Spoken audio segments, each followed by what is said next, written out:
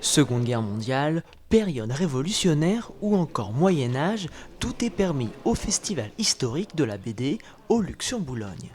Pour sa deuxième édition, l'événement continue d'attiser la curiosité du public et de rassembler les passionnés. J'avais entendu parler de cet événement-là les années précédentes. Je crois que c'est la quatrième édition. Donc il fait beau, l'envie de sortir, puis d'aller voir un petit peu justement ce qu'il y a comme BD, comme auteur présent. Peut-être faire un petit tour du musée aussi. Voilà. C'est que moi j'aime bien avoir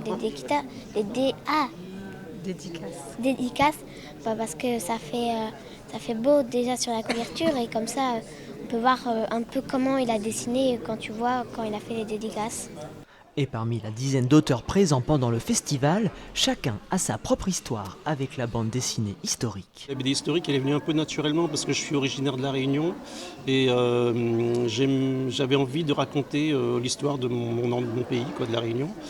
Du coup, voilà, j'ai commencé par m'intéresser à l'histoire de mon pays, enfin, je peux parler de pays, de mon département plutôt.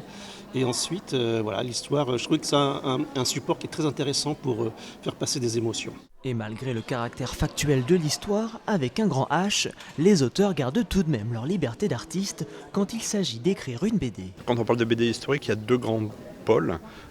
Soit un pôle vraiment documentaire, où on a quelque chose d'assez... qui se rapproche finalement dans les livres d'histoire, avec des sources, de la documentation, des spécialistes qui vont en parler.